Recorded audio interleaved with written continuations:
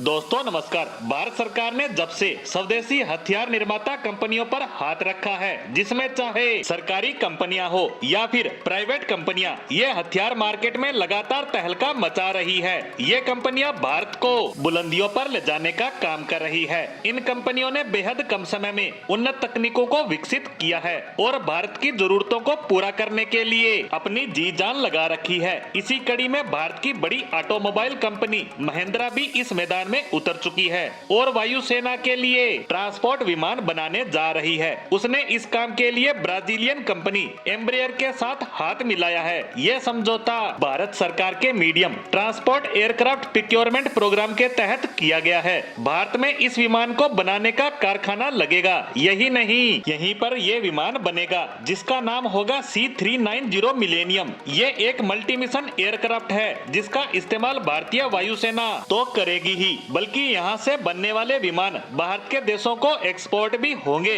जिससे कमाई के साथ साथ रक्षा उद्योगों को बढ़ावा मिलेगा और भविष्य में बड़े विमान निर्माण का रास्ता भी खुलेगा। इस मल्टी मिशन विमान की पहली उड़ान ब्राजील में फरवरी 2015 में हुई थी। 2019 में इसे सबके सामने पेश किया। तब से अब तक एम्ब्रेयर ने ऐसे 9 विमानों का निर्माण किया है जिसका इस्तेमाल ब्राजील, पुर्तगाल और हंगरी की वायुसेना कर रही है। इस विमान को 3 लोग मिलकर उड़ाते हैं, 2 पायलट और 1 लोड मास्टर। ये 26,000 किलोग्राम वजन या 80 सैनिक या 74 स्ट्रेचर और 8 अटेंडेंट या फिर 66 पैराट्रूपर्स लेकर उड़ान भर सकता है। 115.6 फीट लंबे इस विमान की ऊंचाई 38.10 फीट है। Wing spin 115 feet. इस विमान में एक बार में 23,000 किलोग्राम फ्यूल आता है, जो इसे पूरे साजो सामान के साथ एक बार में 5,020 किलोमीटर तक की रेंज में उड़ान भरने की ताकत देता है। इस विमान की अधिकतम गति 988 किलोमीटर प्रति घंटा है।